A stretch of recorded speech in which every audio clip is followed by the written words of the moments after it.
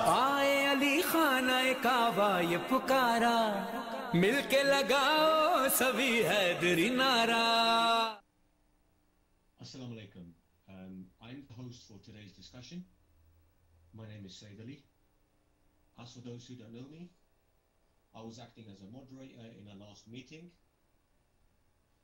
between both parties, Mr. Hassan al-Yahri and Mr. Hassan Shimrani.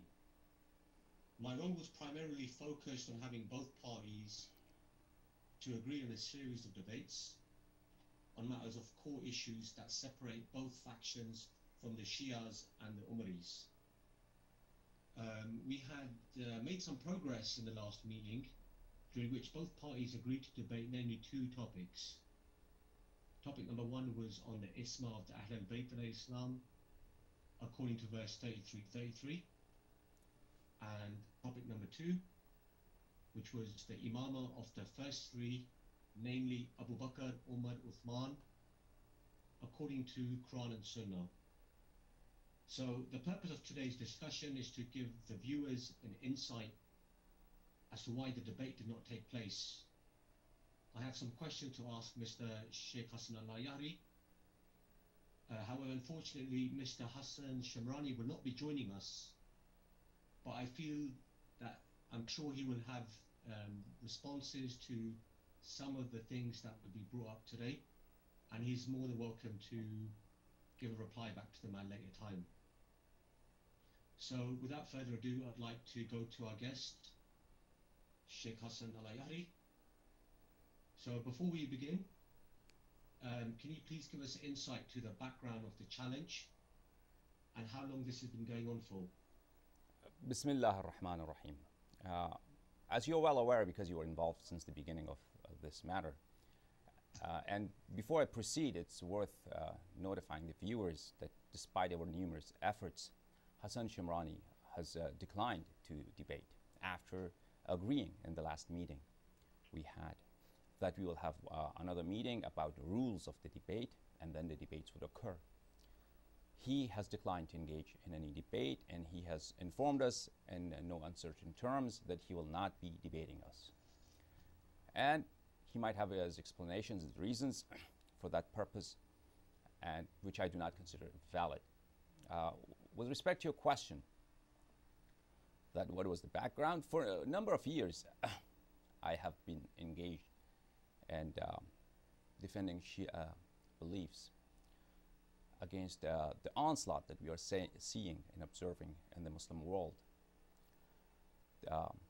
After the Iranian Revolution, it was a matter of national security for many nations in the Middle East to oppose Shiism and to counter Shiism and portray Shias as murtad, kafir, and attack Shia belief systems. And these groups, and they founded many institutions, and in the recent years, many TV channels for this purpose, which are very well funded. On the Shia side, the answer has been very mute, and the Shia ulama have not really stood up to the challenge to defend a Shia madhab and Shia aqaid and Shia belief system the way they should have and could have easily. And we and this is another matter which is what we can discuss another time. What would be a good approach? Because on the one hand, we see sectarian violence in the Middle East and around the world, for that matter, against Shia, and on the hand-to-hand to the sectarian violence, we see the ideological onslaught and rejection and refutation of Shia aqaid and Shia beliefs, from Shia belief in Allah, Shia belief in the prophets, Shia belief in the Nabi sallallahu alayhi wa sallam, and mainly Imamah and Shia ahadith. So what should be a correct stance that our ulama should hold? One would be the approach taken by the majority of Shia ulama, centered in Iran, and recently Najaf has been, in the last few years, has been liberated after the US invasion of Iraq. So the one approach would be that. And another approach, alternative approach, would be mine. But we can discuss that in a later time. However, with respect to the recent challenge, I was approached by a Shia activist in the UK back in sometime in the fall of last year that I need to come to defense of Shiaism because the Shia ulama are not stepping up to defend the madhab.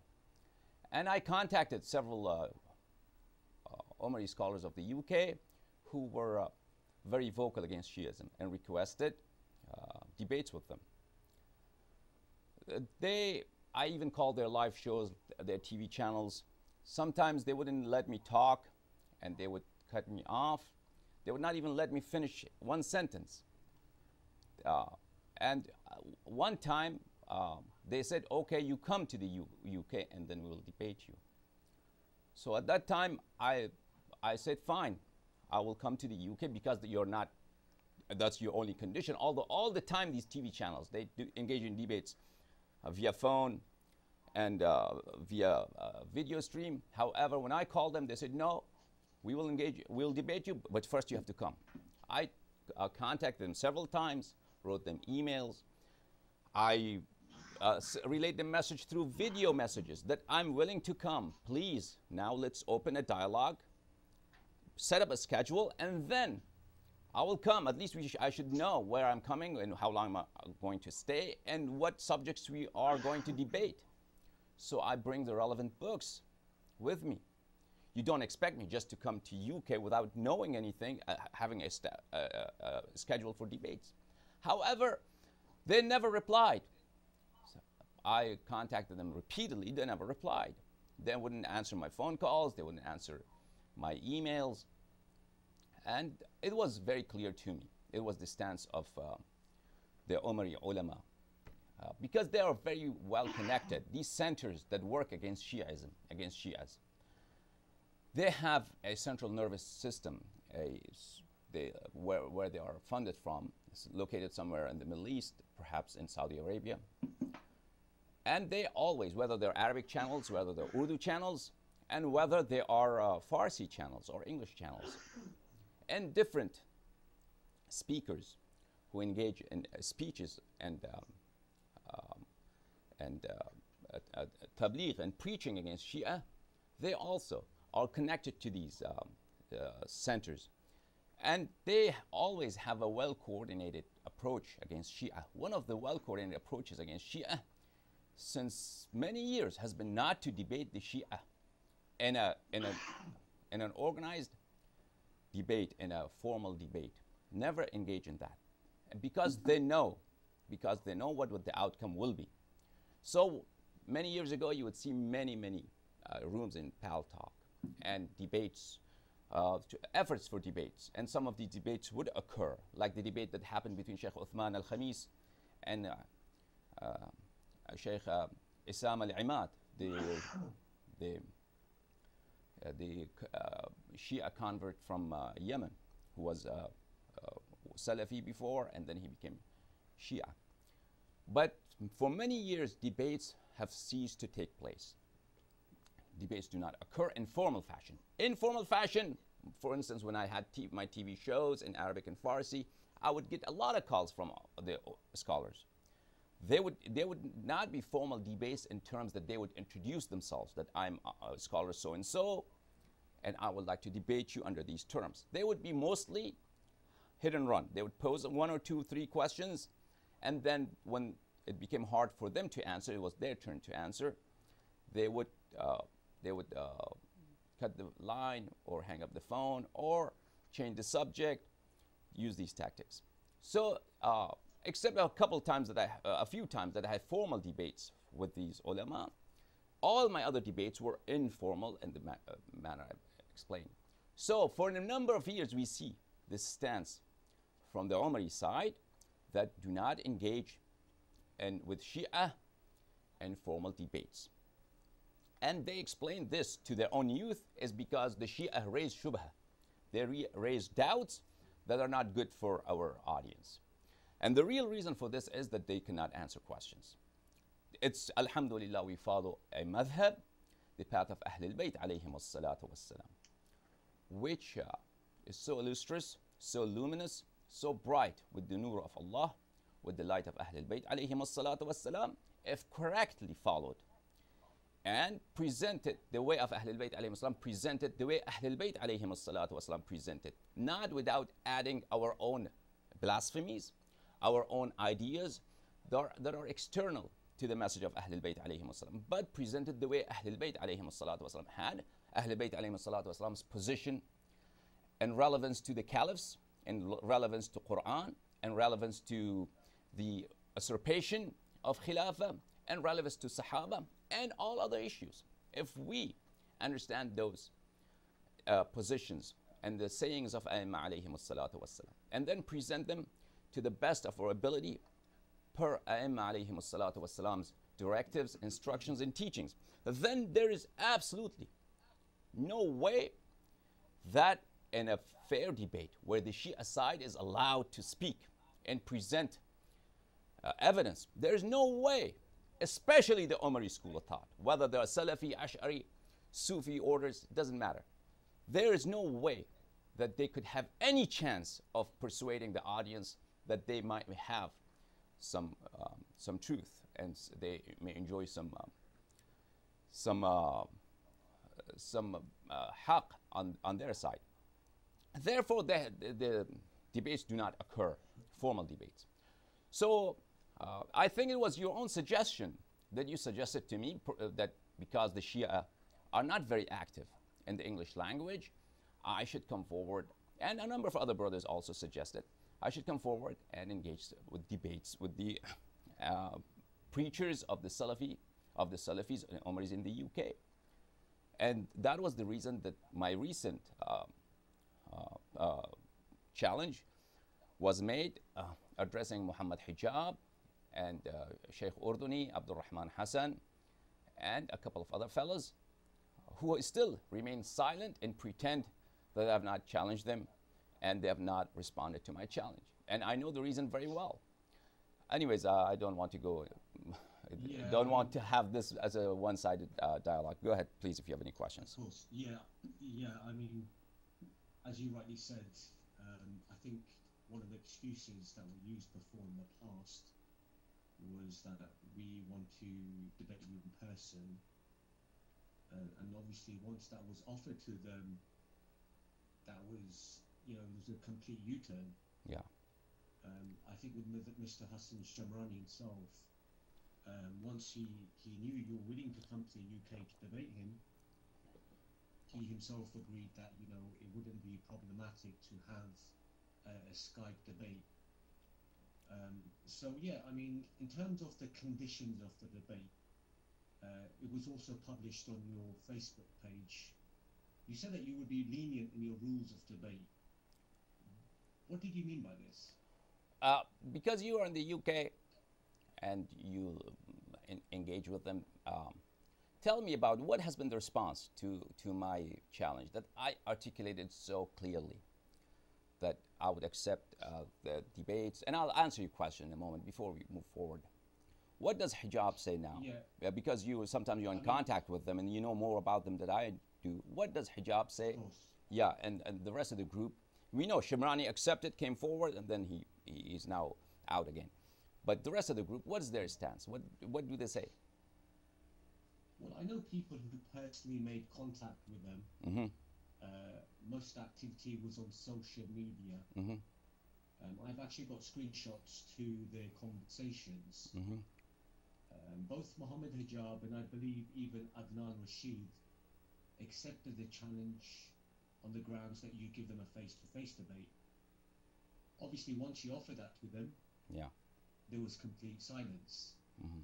It seems to me as if they pushed Mr. Hassan Shimrani forward, mm-hmm.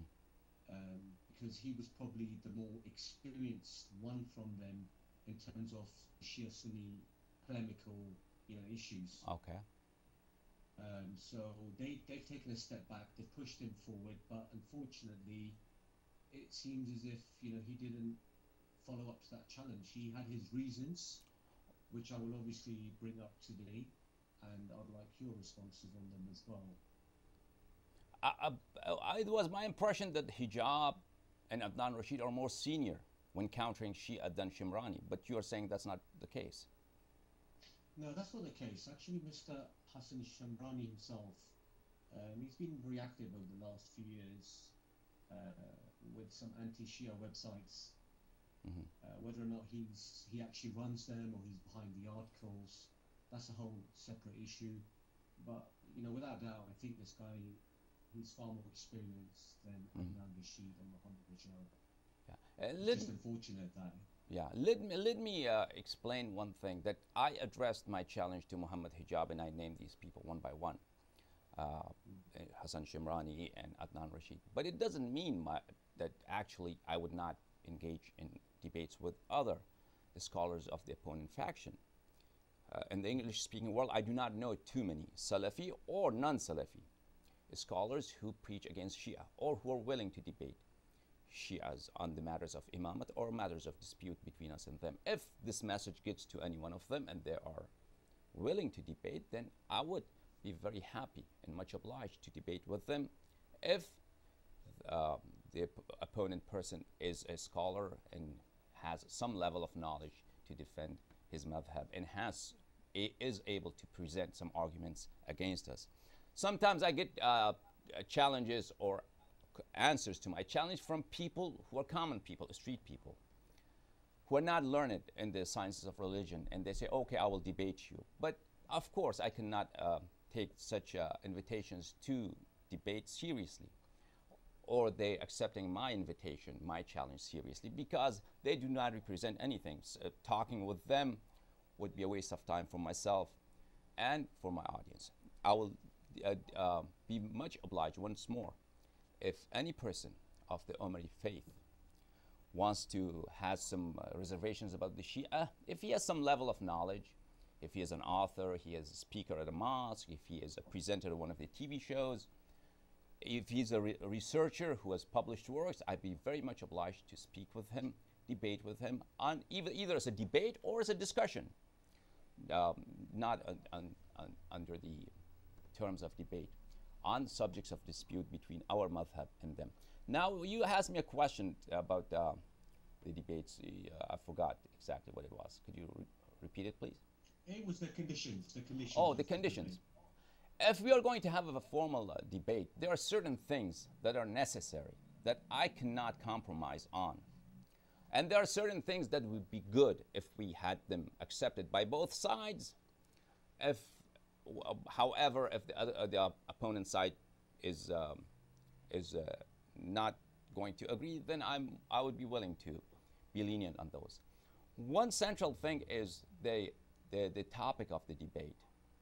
If we are going to have a series of debates, the opponent side agrees, then the sequence, there has to be a rational sequence to those debates, because some issues precede others. For instance, if I was going to talk to an atheist who does not believe in the existence of Allah, and he wants me to discuss with me whether Rasulullah sallallahu alaihi wasallam was truly inspired and sent by Allah subhanahu wa ta'ala, that's a useless debate with him, because he doesn't believe in God in the first place. So for us Muslims, existence of Allah, His sifat, His attributes, and then that He sends messengers to guide us, that is the root, that is the foundation. And an offshoot of that foundation is that the Nabi sallallahu alayhi wa sallam is sent and inspired by Allah subhanahu wa ta'ala. Likewise, if we are going to have a series of debates, certain things have to be discussed first.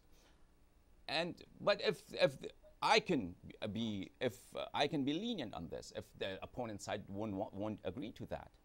However, what's important is if we establish a topic, then that topic has to be adhered to by both parties. The matters of a difference between us and the Omari side are so many, and it would be very easy to waste time in order to avoid a defeat in a debate just by changing the subject. You pose another question. For instance, if we are talking about a verse of Tathir, you bring questions about why Shia, for instance, do Azadari, do Matam in the month of Muharram, or the question of Mut'a, or the question of Ashhadu anna Aliyan Waliyullah in Adhan, or so many other issues that you could bring up.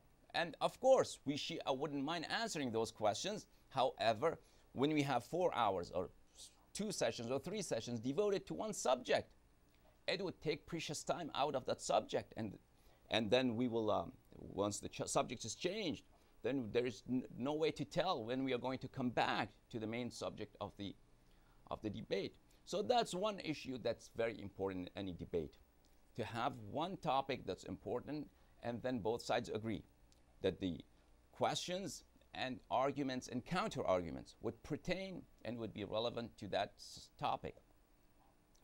The other issue. So why? Yeah. Sorry, I didn't want to interrupt you there. Yeah, go ahead, please. Related to this, why is it important that evidence is given from the opposing party? And do you consider this to be hujjah on yourself? If not, why quote them?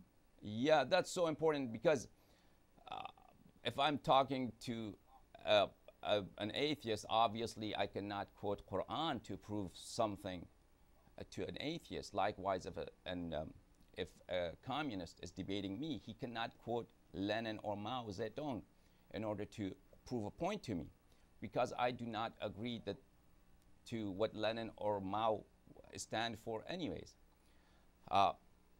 When speaking to the Omari congregation, it's very important that they have to bring a hujjah, a dalil, an argument that's valid for us. And likewise, we take the same burden. We will not try to prove something to them from our books. That would be so easy. If the book of one fellowship, one congregation would be sufficient to prove their belief system for everybody. That way, Hinduism, Buddhism, Christianity, Mormonism, all religions are haq. All religions are correct. All religions are valid. In any argument, when we go to a court, you have to present a proof, an argument that's acceptable. If it's not acceptable to the court, if it's not acceptable to the other party, you do not prove anything to them.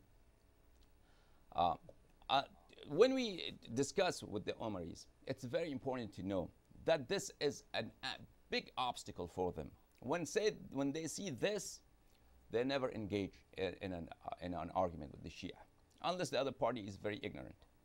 Because those people who have researched Shia book, and they have done extensive research, especially after the Iranian Revolution, the Salafis, with millions and millions, rather billions of dollars of funding, have devoted thousands of scholars and researchers to go through Shia book and extract material that's helpful to them in some way.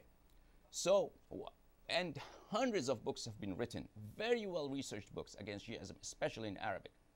So they know, as those people who have done research, that have done their homework, and people who write against Shia, people who preach against Shia, they are usually in contact with these kind of centers that it's their job to go through Shia books and research Shia books in order to find ammunition against the Shia. So they know very well they do not have anything against Shia to bring against Shia as hujjah, as proof. That would stand scrutiny.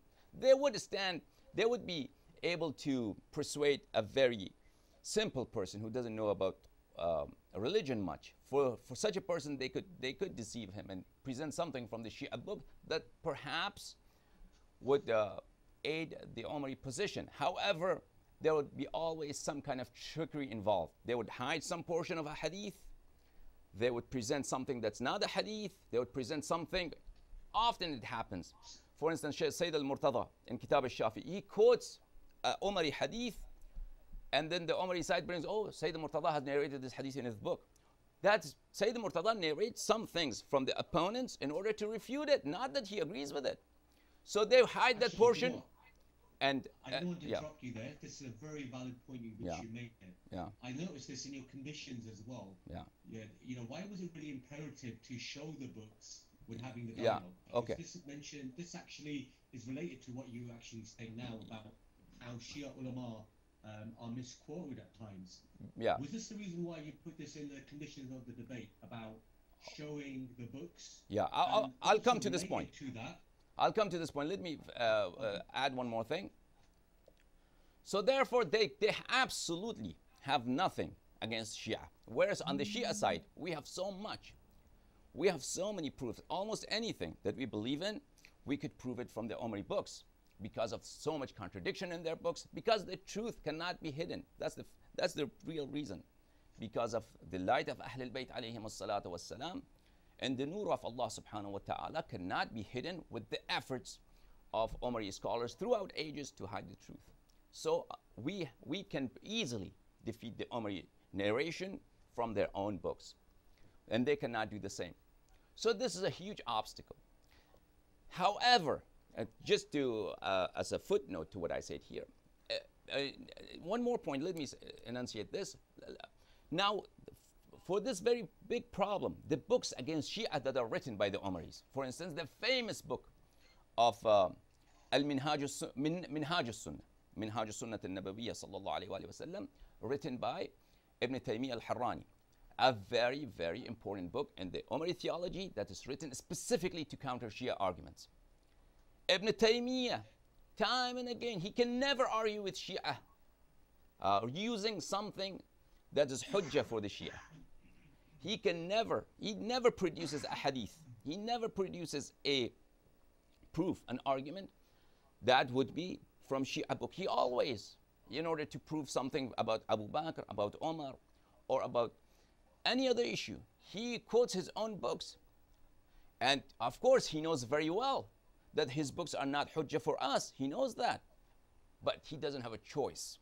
He has to do that. Or many a time he lies about Shia. That would be another topic. And likewise other books that have been written. So they don't have any ammunition from our books against us.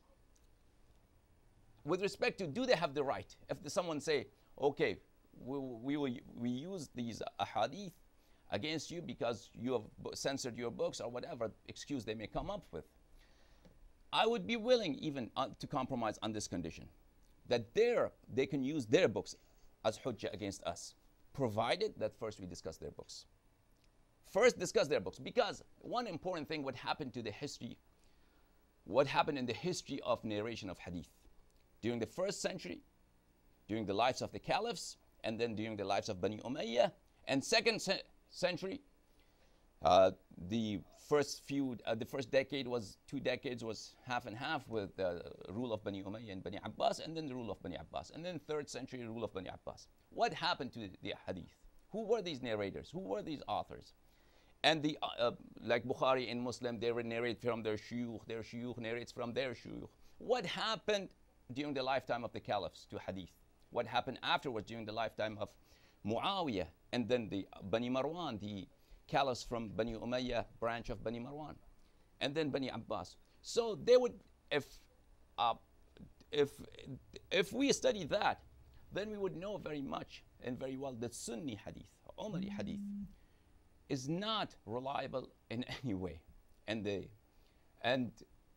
would be proven that their major shuyukh, they were nasibi, and the important factor in narration of hadith that they had to oblige with was to make up things about Abu Bakr and Omar and Muawiyah and hide the truth, and on the other hand, hide the light of AhlulBait alaihimussalam.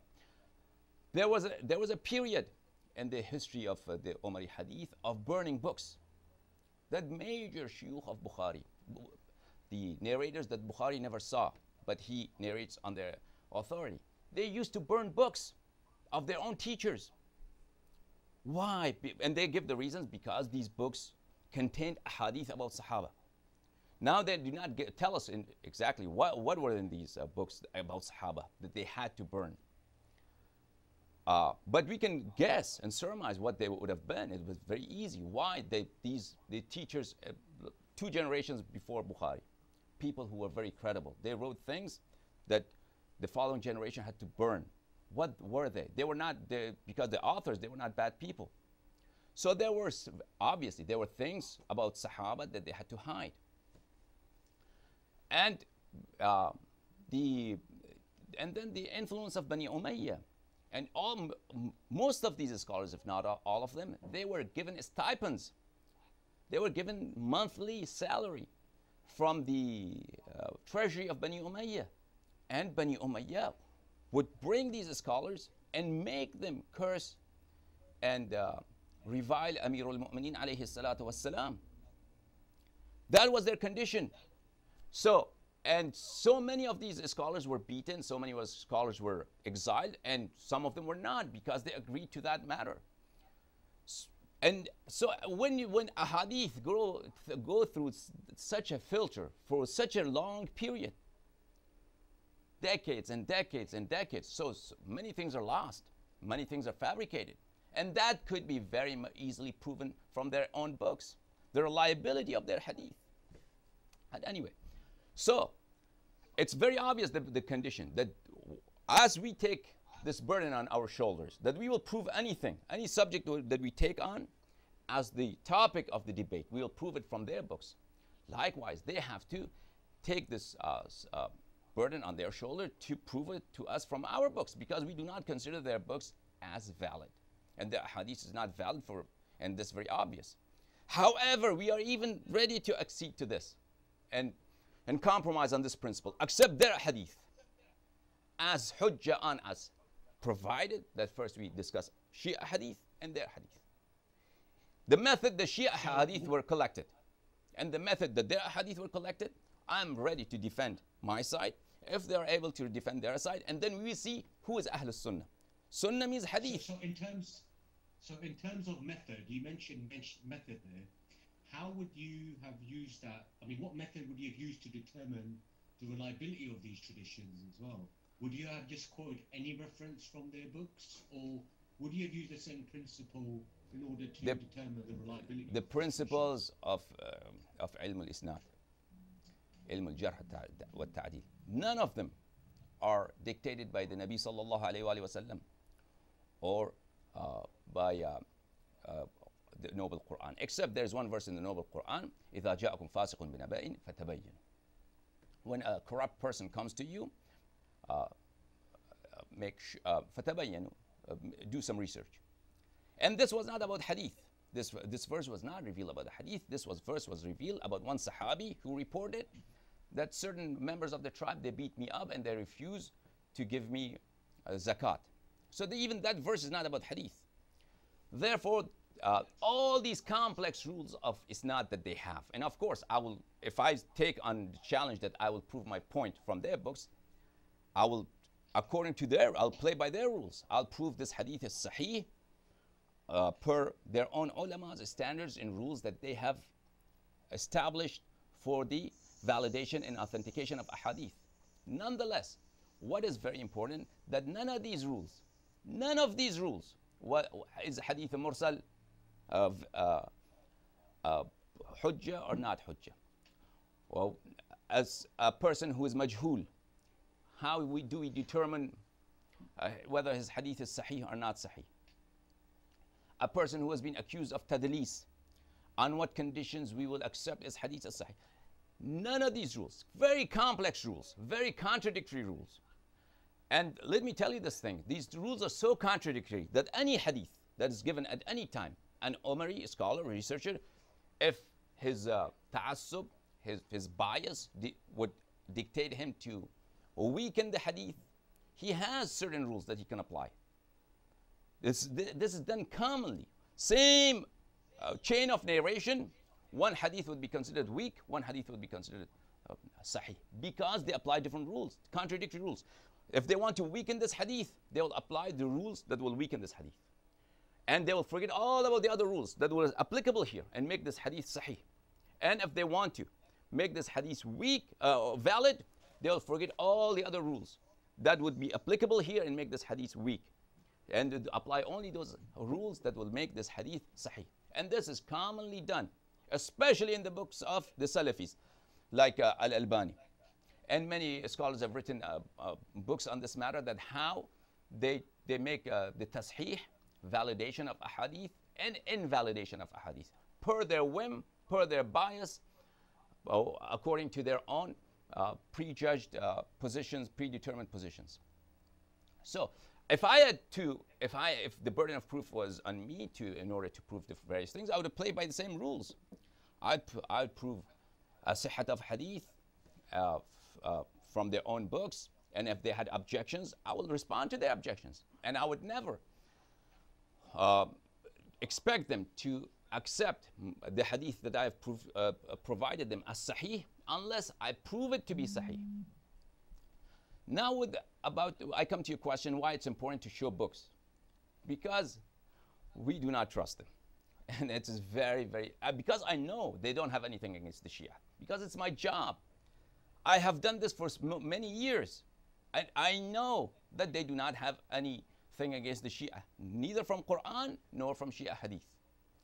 So that is why it's important. When they claim something is in our books, they have to show us that in their debate. We have a kind of debates that occur in the universities. And political forums, on social issues, or even religious issues. And those debates, any person who has good presentation, who has good sound bites, who has good punchlines, who can present his message in a concise way, that perhaps influences the audience, he would be considered the winner of the debate. But it doesn't establish the truth. That kind of thing you cannot have in a courtroom. And if you really want to establish and prove something, then it might be a little boring. It may not be the same kind of sessions that we would have in a university debate or political forums. Didn't you have to actually show the saying and interpret it the right way and listen to the opponent side's objection? So that's why it's very important to present books. Just as I always, it's my duty that I will not claim anything unless I present the book and tashih, validation of that matter from their own books. Yes, brother, you might have questions. Sorry for the diatribe. Yeah. Was there any reason? Sure, no problem. Was there any reason why you required so many sessions on surah on the verse of Tahir, and obviously the follow-up sessions to that? I understand you didn't just do this specifically with Ayat al-Tahir, but also you allowed Mr. Hassan Shimrani to do the same on the subject of the Imamah of Abu Bakr or Othman. Well, I'm sorry, could you repeat the question, please? Yeah, sorry, it's probably my audio.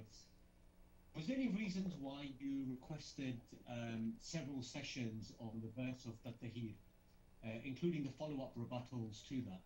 Yeah.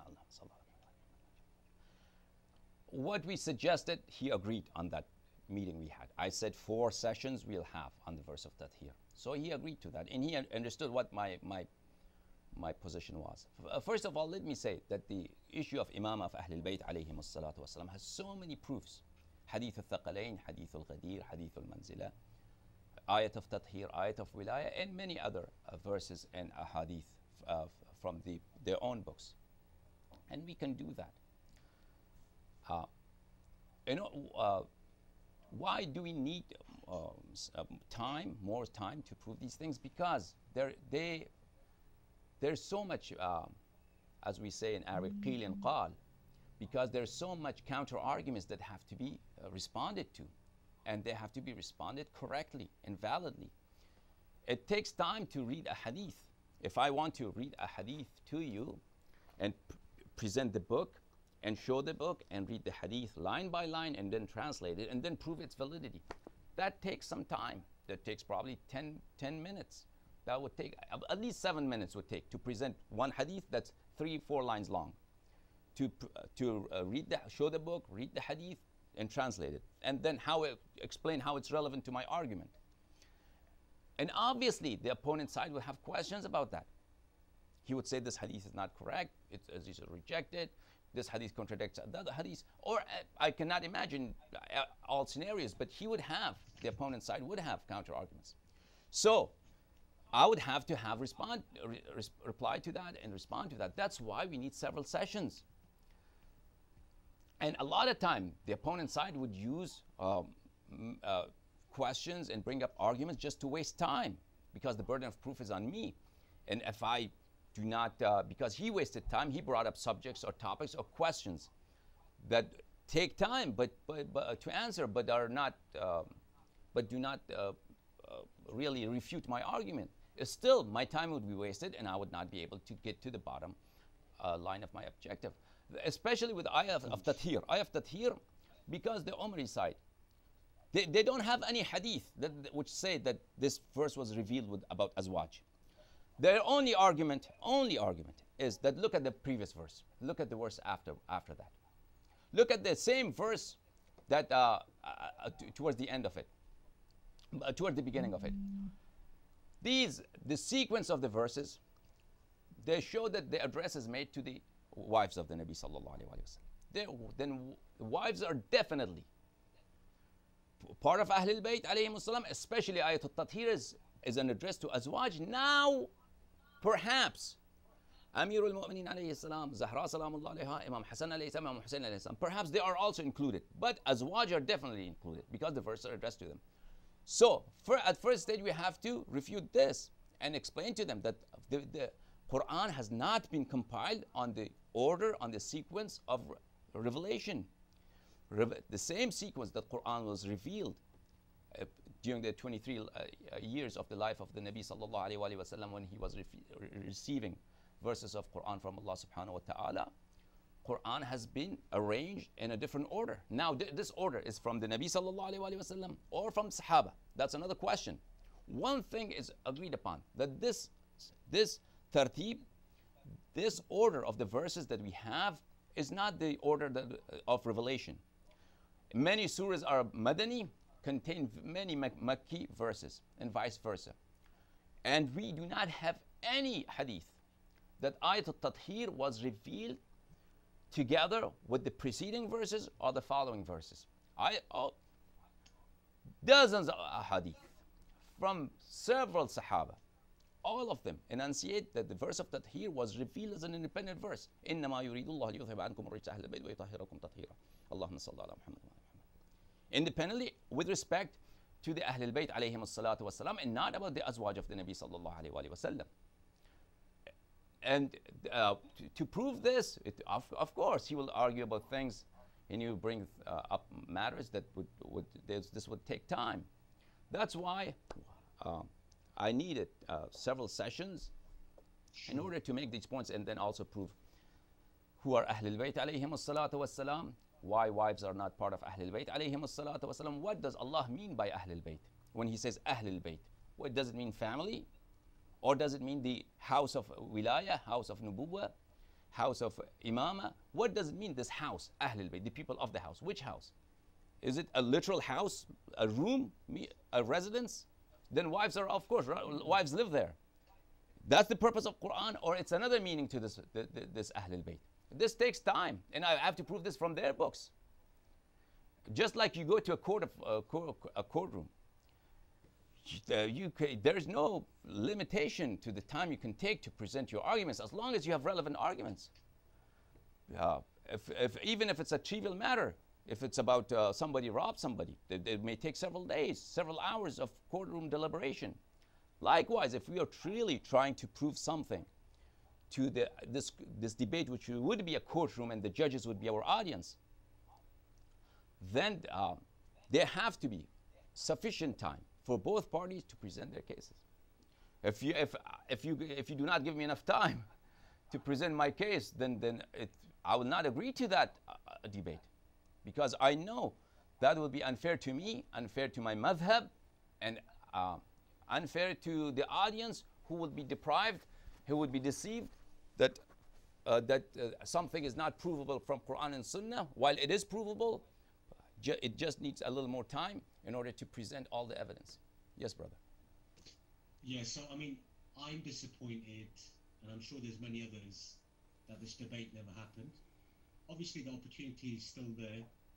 If people want to have this discussion or debate, they can contact you directly on your Facebook page. For those who know me, they can also contact me. I just want to finish off on a final point here. And this was what Mr. Hassan Shimrani said after he agreed to the discussion of debate, and that was that he felt that you were not stable enough to have this debate. So what is your thoughts about this, and why were certain conditions put into the debate to ensure neither parties would breach the agreed contract? You know very well he agreed here in the last session. he agreed here in the last session that we'll have these debates, and then after that, after the immediate session, we'll have another discussion to discuss the rules of debates. And even before those, we would schedule any. Actually, he gave a time later on that you relayed a message to me that next Monday he would meet us, another Skype meeting to discuss the rules. And we presented our proposal for rules, which was just a proposal. And we did our best to be fair to both parties. And it was just a proposal subject to his modification, subject to his approval. And we told him that he is very welcome to present his own set of rules for the debate if he does not agree to us, or modify these set of rules, suggest some changes, and we would see what he wants. Before our scheduled day of meeting, I published and we sent to him through you the rules, about 52, 53 items, and those rules that both sides would have to agree in order for this debate to occur. So his claim that I'm unstable, I'm not, or I have some other issue, he agreed in the last subject, and he had seen me talk, he had seen me speak, and nothing new had occurred that he would shun any debate because I'm unstable. Even in the first meeting when he came, when he came here, we called and we had a heated conversation, and I got loud at him, he got loud at me, and he's making that an excuse that I'm unstable. Even then, beforehand, he knew me. I did not know him, but he knew me.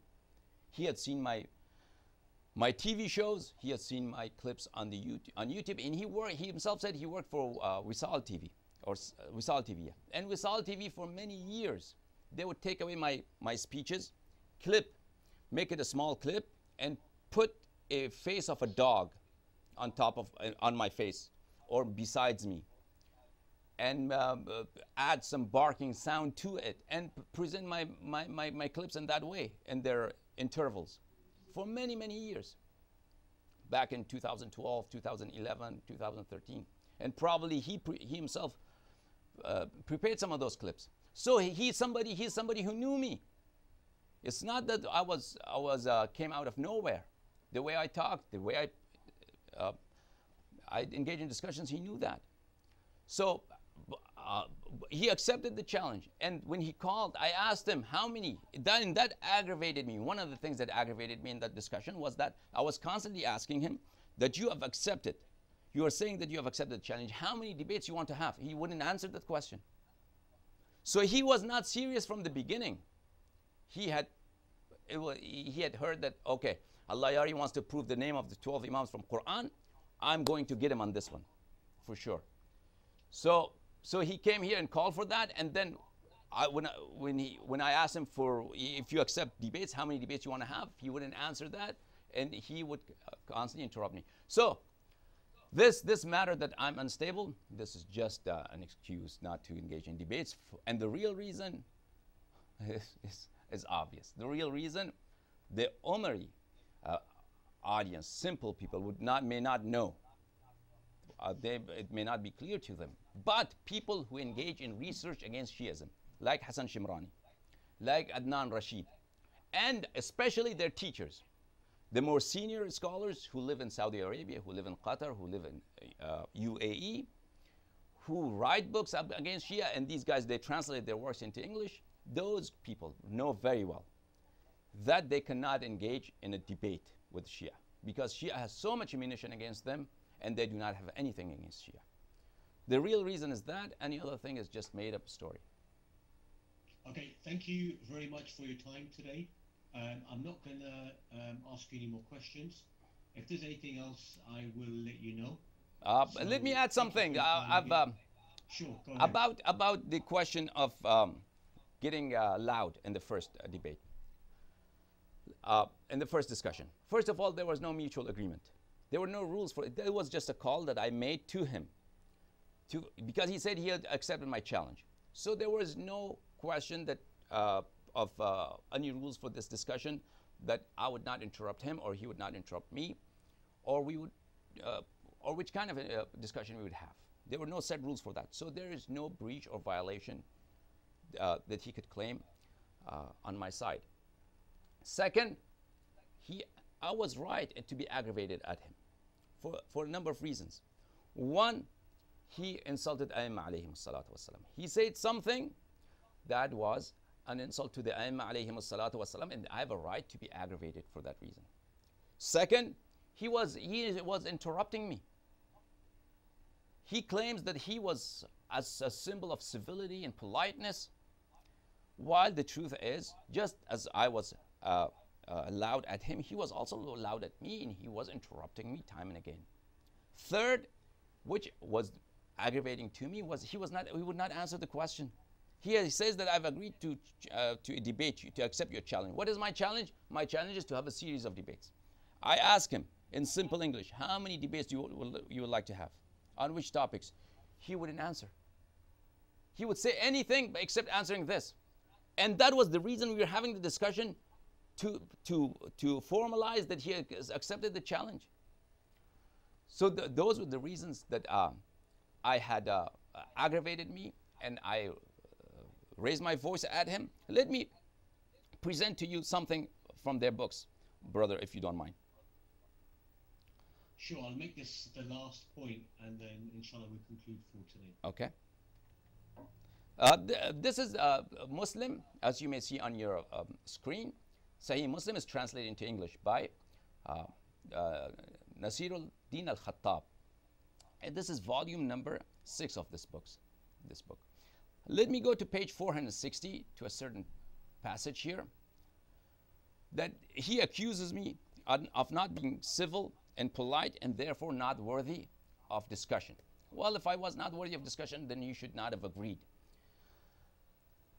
This is page 460, and the book, the name of the book, this section of Muslim is Kitabul Birri wa Silati wal Adab. The book of Bir, kindness, Sila is also kindness to relatives, and Adab, politeness. Okay. And this book of politeness, etiquette, look at this bab, this chapter. Chapter number 25. Whomever is cursed, reviled, or prayed against by the Prophet ﷺ, when he does not deserve that, it will be purification, reward, and mercy for him. What does this bab mean? What does this chapter mean? It's obvious that the Nabi ﷺ has engaged in this behavior. He has cursed, he has reviled, and he has prayed against people who did not deserve that. And look at the first hadith in this chapter. Aisha said, 2 men entered upon the Messenger of Allah ﷺ and spoke to him about something. I do not know what it was. They made him angry, and he cursed them, and he reviled them. And when they went out, I said, O Messenger of Allah, some good will reach everyone, but it will not reach these 2. He said, why? Why is that? I said, because you cursed them and reviled them. He said, do you know not what condition I made with my Lord? I said, O Allah, I am only human. So any Muslim whom I curse or revile, make it a purification in reward for him. This is one hadith. And in the same book, in another place, first volume, just look at this section, please. Sahih Muslim, volume number 1. Same publication, same translation. Page number 160. This is also, is this also available online as well? Of course, of course, of course. Okay. Page 160. It's 159, 160. Babu قول النبي صلى الله عليه وآله وسلم سباب المسلم فسوق وقتاله كفر. Clarifying the words of the Prophet صلى الله عليه وآله وسلم. Insulting a Muslim is an evil action. This evil action is in Arabic is what? Fusuq. Fusuq is the masdar, is the attribute. A person who carries this evil attribute, he's fasiq. He's a corrupt offender. Okay.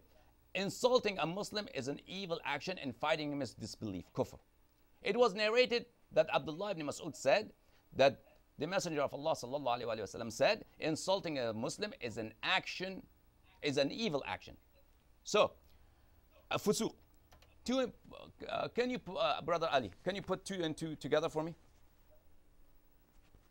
And from these 2 chapters? Well, what can I say? I mean, the first chapter says the Nabi sallallahu alaihi wasallam cursed people who do not deserve. Second, so the Prophet essentially cursed Sahaba, then this is what we're trying to imply.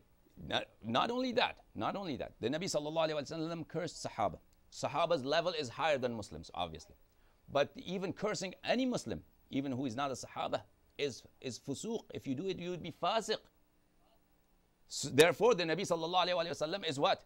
Ma'soom or fasiq according to Muslim. Unfortunately, I don't even want to utter these words. Okay. These are words of blasphemy. Yeah. So this is obvious. Now, I did not curse him. Once I said, you're a fool. And I'm not ashamed of that. Qur'an says, follow the Nabi sallallahu alaihi wasallam. If this is the Sunnah of the Nabi sallallahu alaihi wasallam, then how can he complain that I was loud at him and I was uncivil? If that's the Nabi sallallahu alaihi wasallam, that he cursed Muslims, why he himself knew and he himself told people that cursing other Muslims is fusuq. How can anyone complain against me that I was loud at him? Absolutely, absolutely. And more importantly, this is it becomes a form of supplication, you could say, to some extent, on that individual who's wrongly cursed. Of course. So I just wanted to finish off now, and thank you very much for having me today to ask these questions. Let me read a couple of hadith. Because before you leave, let me read a couple of hadith from Shia sources. Also, I know this session of ours became lengthy, but there's no harm in reciting a hadith or 2 from Shia sources. Some Shia, they are influenced by ulama who themselves do not read the positions of AhlulBait alaihimussalam. They never study how was AhlulBait alaihimussalam approach towards their enemies, towards nawasib, towards their oppressors. And this impression has been made very, very well known amongst the Shia and preached constantly. The Imamah alaihimussalam, they respected their enemies. And obviously, the result of that is that you Shia should respect the enemies of AhlulBait alaihimussalam. Respect Abu Bakr, Omar, Aisha. One thing is for sure, taqiyya changes everything. If you're in danger, if there is a very pressing need, then obviously you can even deny being a Muslim. You are allowed to do a sujood for an idol. You can pretend to be an idol worshipper if taqiyya demands. That's something else. And obviously taqiyya we can prove from their books also. But when there is no taqiyya, is this the rule of AhlulBait alaihimussalam to respect their enemies? This is such a false allegation against the Imamah alaihimussalam. What is an essential tenet of Shiism is bara'ah. And bara'ah means to express your disgust. That's what it means. To express your disgust from the enemies of AhlulBait alaihimussalam. Enemies of Allah, enemies of Rasulullah sallallahu alaihi wasallam, and enemies of AhlulBait alaihimussalam. And enemies of AhlulBait alaihimussalam is not only Shimr and Karbala. Shimr is a small soldier in the army that fought AhlulBait alaihimussalam and is still fighting to this day. Their supreme commander is Aisha, their supreme commander is Omar, their supreme commander is Abu Bakr. And showing respect for the enemies of AhlulBait alaihimussalam is a great offense that displeases Allah, that displeases Rasulullah sallallahu alaihi wasallam, displeases AhlulBait alaihimussalam. Rather showing anger and wrath against the enemies of AhlulBait alaihimussalam. That doesn't mean that you always curse them either. I'm not saying that. However, I'm saying that expressing your disgust, it may not be appropriate all the time publicly. However, it is an essential part of Shiism. And on the issues that are matters of wrath of Allah subhanahu wa ta'ala, that makes Allah angry, that causes the wrath of the Nabi sallallahu alayhi wa sallam, that there are matters of displeasure to Imamah alaihimussalam, Shia are not allowed to pass by silently. This chapter in the book of Wasail al-Shia, just pay attention to the chapter title, Wasail al-Shia ila tahsil masail al-Shari'ah, al-Juz' al-Sadis Ashar. This is 16th volume, page 146. Babu wujub al-ghadab lillahi bima ghadaba bihi li nafsih. It is imperative to become angry for those matters for which Allah becomes angry. If a nasibi bastard comes here and says that Imamah alaihimussalam were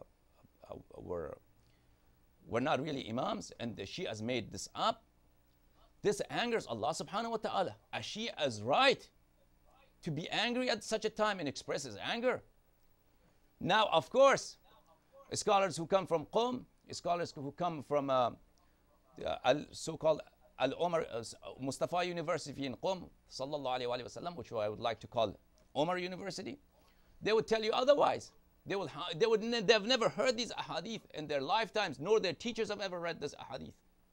Ahadith as such, that it is that you are not allowed to pass by such issues with indifference, with empathy. Rather, a matter that angers Allah subhanahu wa ta'ala. And that is when a Nasibi like Shimrani comes and says the Imams alaihimussalam were forged by the Shia. A Shia is right to be angry. I'm not going to take a lot of your time. Let me show you just this hadith from Tafsir al-Qummi. And Tafsir al-Qummi is a very, very respected hadith. Tafsir Ali ibn Ibrahim al-Qummi, he's one of the mashayikh of Kulaini. And of course, his ahadith are considered valid by many scholars. This is the tafsir of Ali ibn Ibrahim al-Qummi. Tafsir al-Qummi, a famous tafsir, one of the most reliable tafsir, and it's a tafsir that's always based on hadith. Imamah alaihimussalam, the holy imams from AhlulBait alaihimussalam, how they interpreted the different verses of the noble Qur'an. And this tafsir, volume number 1.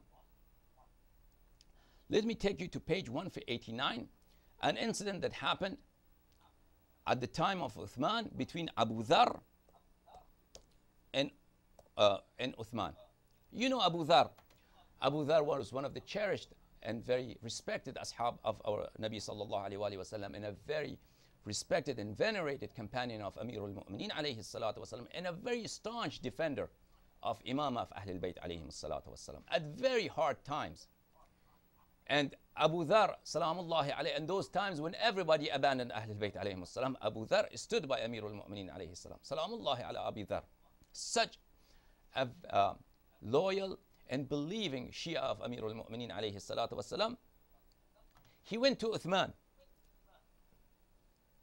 This is page 189 of tafsir of Ali ibn Ibrahim al-Qummi. I'm sorry, I should rather show you page 52. Please apologize. Page 52. Page 52. Okay. Page 52.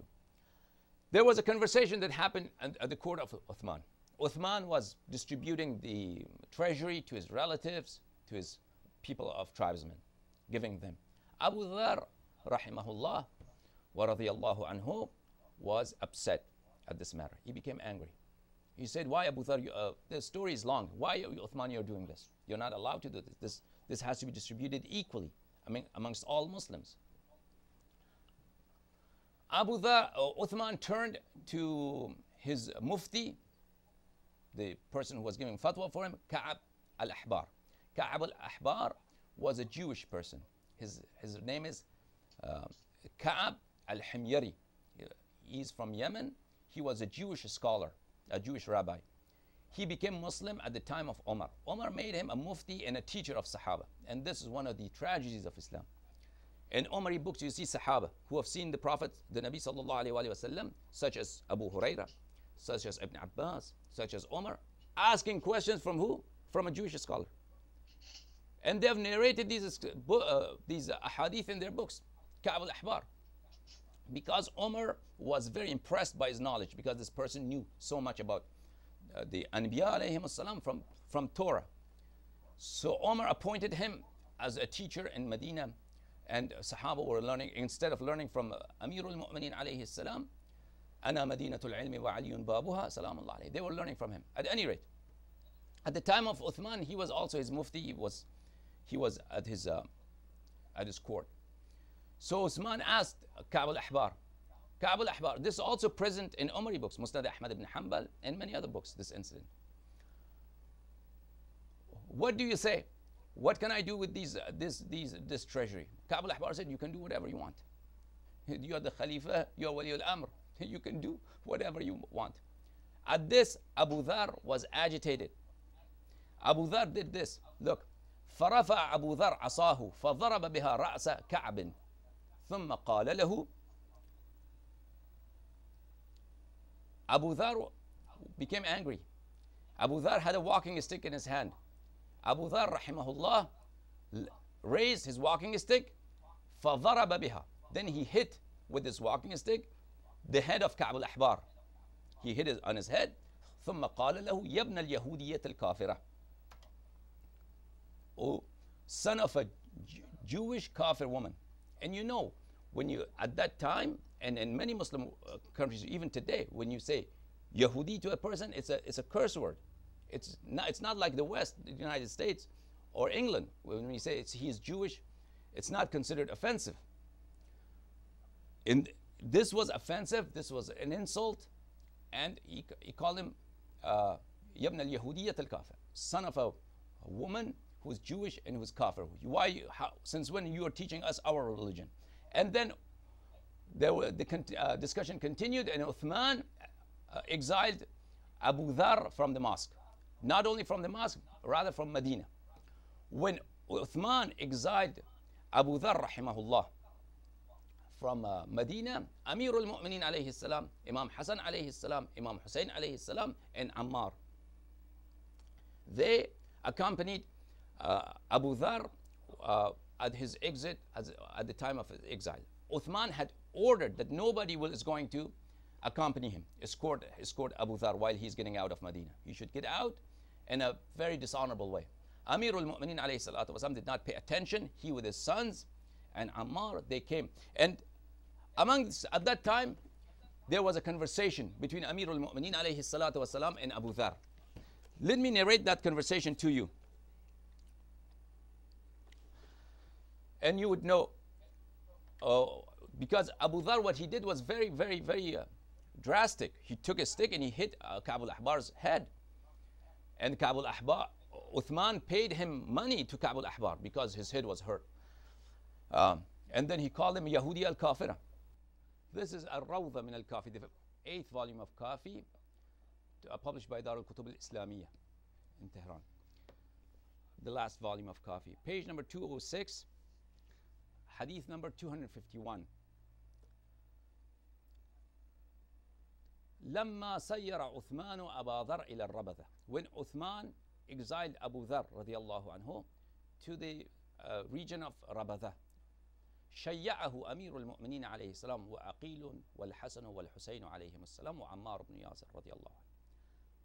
Amir al-Mu'mineen alayhi salam, his brother Aqil, elder brother Aqil, and Imam Hassan alayhi salam, and Imam Hussein alayhimussalatu wassalam, and Ammar, they escorted him at that time. فَلَمَّا كَانَ عِنْدَ الْوِدَاءِ, when it was time for farewell, that they knew that Abu Dhar is going to go there and he's going to pass away there, as the Rasul sallallahu alayhi wa sallam had informed them. قال أمير المؤمنين عليه السلام. At that time, Amir al-Mu'mineen alayhi salam, at the time of farewell, said, يا أبا ذر إنك إنما غضبت لله عز وجل فرج من غضبت له. Abu Dhar, you were angry for the sake of Allah. Abu Dhar, your anger was not for your personal gain. Abu Dhar, your anger was for the cause of Allah, the Exalted. Therefore, be hopeful. Have hopes and have expectation of reward from him for whom you had been angry. And what was his anger? Abu Dhar's anger. Abu Dhar's most pronounced anger was when he took the stick and he hit the head of Ka'b al-Ahbar when he had said some foul things. Then Amir al-Mu'mineen alayhi salatu wasalam says, إن القوم خالفوك على دنياهم وخفتهم على دينك فأرحلوك عن الفناء. Uthman and his supporters, they were afraid of you. They were afraid of you that you would jeopardize their dunya, their worldly position, their worldly gains. وَخِفْتَهُمْ عَلَى دِينِكَ. And you were afraid of Uthman and his company for the sake of religion, that they will harm Islam, that they will harm religion. فَأَرْحَلُوكَ عَنِ الْفَنَاءِ. And then now they're exiling you from their dunya. But you have not lost anything, because Allah is happy with you. Rasulullah sallallahu alayhi wa sallam is happy with you, and you are going to soon join them. And then Imam Hassan alayhi salam said similar words. Imam Hussein alayhi salatu wasalam, Ammar. And these words are here present in here, and also this segment is present in Nahjul Balagha. Thank you so much, Brother Ali, for your patience with me. Thank you very much. Thank you. May Allah bless you. Inshallah, we'll have another session soon. Inshallah. To perhaps go into further detail. Inshallah. About some other issues, inshallah. May Allah bless you. Thank you. Thank you very much. Okay, you have a good one. Thank you so much.